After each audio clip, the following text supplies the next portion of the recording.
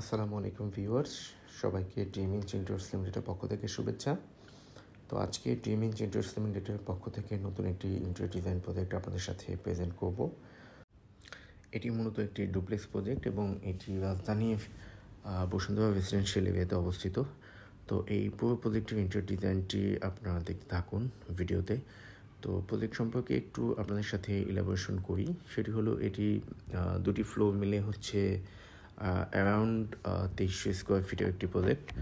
তো এই প্রজেক্টটির পুরো জায়গাতে প্রথমে আমরা যেটি করেছি সেটি হলো যখন এই প্রজেক্টটিতে পায়ের নিচে ফ্লোর এবং মাথার উপরে ছাদ হয়ে গিয়েছিল, ঠিক সেই সময়টাতে ক্লায়েন্ট হচ্ছে আমাদেরকে ইন্টেরিয়র ডিজাইন করার জন্য আমাদেরকে হায়ার করেছিলেন এবং আমরা অথরাইজেশন পাওয়ার পরে প্রথমেই প্রজেক্টটি সাইট ভিজিট করে সেখানকার রিয়েল টাইম ডাইমেনশন নিয়ে হচ্ছে আমরা প্রথমে একটি স্পেস প্ল্যান করেছি, যেটি সম্পূর্ণ ক্লায়েন্টের রিকোয়েস্ট সাইটের উপরে। তো এই স্পেস প্ল্যানটি হচ্ছে আমরা ক্লায়েন্টের সাথে শেয়ার করার পরে ক্লায়েন্ট যখন এই স্পেস প্ল্যানটি অ্যাপ্রুভ করেছেন, ঠিক সেটা সাপেক্ষে আমরা প্রথমে 3D ডিজাইন করেছি এবং এই ডিজাইনটি কমপ্লিশন হবার পরে কয়েকটি স্টেজে ডিজাইনটি চেঞ্জ হয়েছে। বেসিকলি হচ্ছে ডিজাইন প্যাটার্ন, কালার কম্বিনেশন এবং ডিজাইনটিতে আমরা যে একটা প্যাটার্ন নিয়ে কাজ করেছিলাম ওভারঅল প্রজেক্টটিতে, এবং সেখানে যে কালার স্কিমগুলো ছিল সেইগুলি স্টেপ বাই স্টেপ অ্যান্ড হচ্ছে কয়েকবার চেঞ্জেস করার পরে যখন ফাইনালি এই ডিজাইনটি ক্লায়েন্টের আপ টু দ্য এক্সপেকটেশন আসলো, ঠিক সেই সময়টাতে আমরা এই প্রজেক্টের জন্য একটি ইলেকট্রিক্যাল প্ল্যান করেছিলাম, যেটাকে বলে 3D design based electrical plan. এই ইলেকট্রিক্যাল প্ল্যানটি বেসিকলি বিল্ডিংয়ের যে এক্সিস্টিং ইলেকট্রিক্যাল প্ল্যান ছিল সেই প্ল্যানটির সাথে মার্জ করে এই ইলেকট্রিক্যাল প্ল্যানটি হচ্ছে করা হয়েছে এবং সেটি প্রজেক্টে এক্সিকিউশনের পরবর্তীতেই কিন্তু ওয়ালে অ্যান্ড ফ্লোরে প্লাস্টার অ্যান্ড টাইলসের কাজটি কমপ্লিশন করা হয়েছে। রেসিডেন্সিয়াল এই ডুপ্লেক্স ইন্টেরিয়র ডিজাইন প্রজেক্টটির স্পেস প্ল্যান করা হয়েছিল ডাউন ফ্লোরে একটি ওপেন কিচেন কনসেপ্ট করে, অ্যান্ড হচ্ছে ওপেন কিচেনের সাথে একটি ডাইনিং ইউনিট এবং ডাইনিং ইউনিটের সাথে অ্যাডজাসেন্ট হলো একটি ফর্মাল লিভিং, অ্যান্ড হচ্ছে ডাউন ফ্লোর থেকে আপার ফ্লোরে যাওয়ার জন্য একটি স্টেয়ার, যেটি হচ্ছে metal frame based with wooden structure. এবং এই স্টেয়ারের পাশে ডাউন ফ্লোরে আরেকটি গেস্ট বেডরুম করা হয়েছে। এখানে কমন ওয়াশরুম তো আছেই এবং কমন ওয়াশরুম সংলগ্ন একটি ওপেন স্পেস আছে, যেটি হলো মেইন এন্ট্রান্স থেকে ঢোকার পরে একটা ওয়েলকামিং জোন হিসেবে এখানে আছে। তো এখন আমরা ডুপ্লেক্সের আপার ফ্লোর সম্পর্কে আইডিয়া দিব। তো ডুপ্লেক্সের এই আপার ফ্লোরটিতে যাওয়ার জন্য এরকম স্ট্রাকচারের একটি হচ্ছে স্টেয়ার করা হয়েছে। তো স্টেয়ারটি অসম্ভব এক্সপেন্সিভ এবং এটি খুবই গর্জিয়াস একটি ডিজাইন।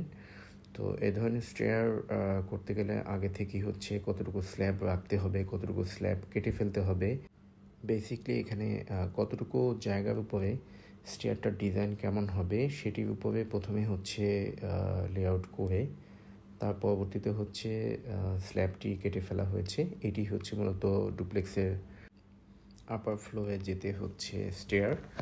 তো স্টেয়ার সংলগ্ন এটিও আরেকটি মেইন এন্ট্রান্স আপার ফ্লোর থেকে, এবং এখানেও একটি ওয়েলকামিং জোন রয়েছে। অ্যান্ড এই ফ্লোরটিতে বেসিকলি হচ্ছে এখানে 3টি বেডরুম রয়েছে, একটি মাস্টার বেড এবং হচ্ছে 2টি চাইল্ড বেড, পাশাপাশি এখানে একটি ড্রাই কিচেনের অ্যারেঞ্জমেন্ট করা হয়েছে। তো চলুন পুরো স্টেয়ারটি একটু দেখি, এরপরে হচ্ছে আমরা রুমের কাজগুলো দেখব। তো প্রথমত আমরা হলো চাইল্ড বেডরুম থেকে শুরু করব। চাইল্ড বেডরুমের ডিজাইন প্যাটার্ন অ্যান্ড হচ্ছে সেখানকার কালার স্কিমগুলো কেমন ছিল সেটি আপনাদের সাথে এখন শেয়ার করব। চাইল্ড বেডরুমটিতে ক্লায়েন্টের রিকোয়েস্ট সাইট অনুযায়ী ডিজাইন করা হয়েছিল।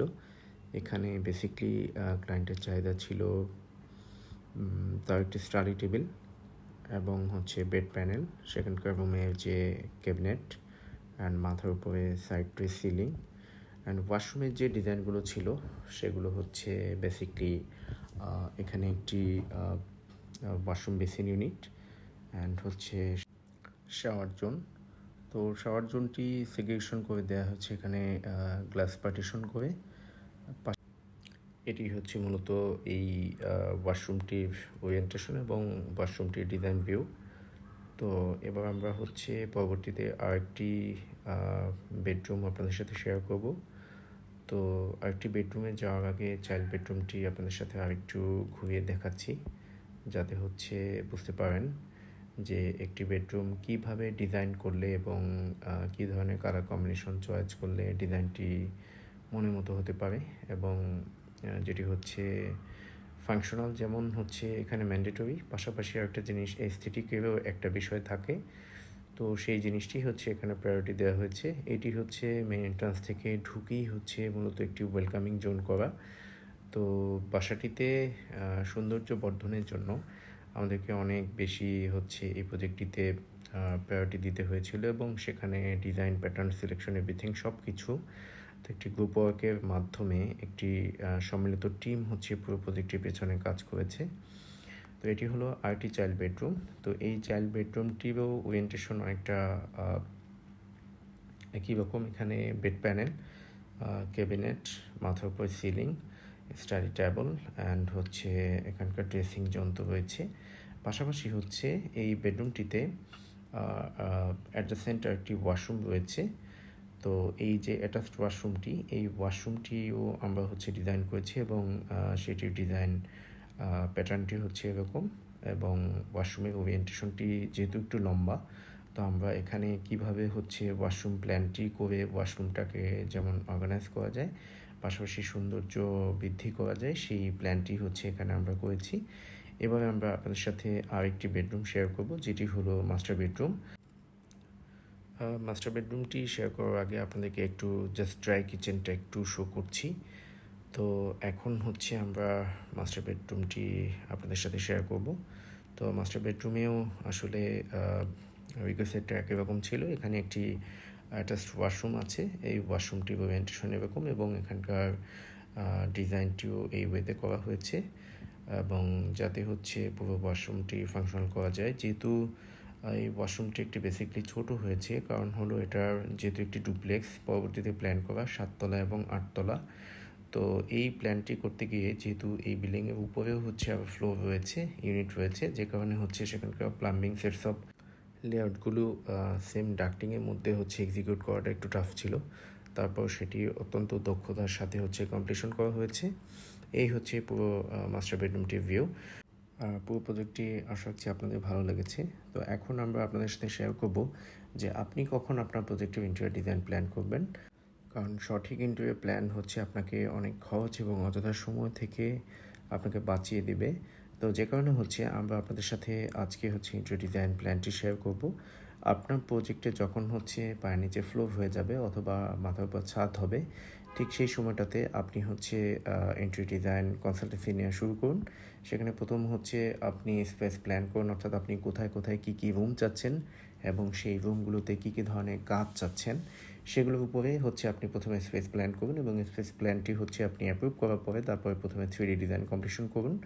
3D ডিজাইনটা আপ টু দ্য মার্ক না আসা পর্যন্ত চেঞ্জেস মডিফিকেশন করুন, এবং এটি কমপ্লিশন করার পরে যখন আপনি দেখবেন যে হ্যাঁ 3D ডিজাইন আপনার একবারে পছন্দ হয়ে গিয়েছে, ঠিক সেই সময়টাতে আপনি 3D ডিজাইন বেসড একটি ইলেকট্রিক্যাল প্ল্যান করুন, এবং এই ইলেকট্রিক্যাল প্ল্যানটি হচ্ছে আপনার প্রজেক্টে এক্সিকিউশন করুন। তারপরে ডিজাইন অনুযায়ী আপনার ফ্লোরে অ্যান্ড ওয়ালে টাইলস ওয়ার্ক কমপ্লিশন করে ফেলুন অ্যান্ড প্লাস্টার ওয়ার্ক কমপ্লিশন করে ফেলুন। এর পরবর্তীতে হচ্ছে আপনার দেয়ালে হচ্ছে একটা কোট প্লাস্টিক পেইন্ট করার জন্য যে প্রসেস সেটি ফলো করুন। ব্যাস, আপনার প্রজেক্টটি ইন্টেরিয়র এক্সিকিউশনের জন্য রেডি হয়ে গেল।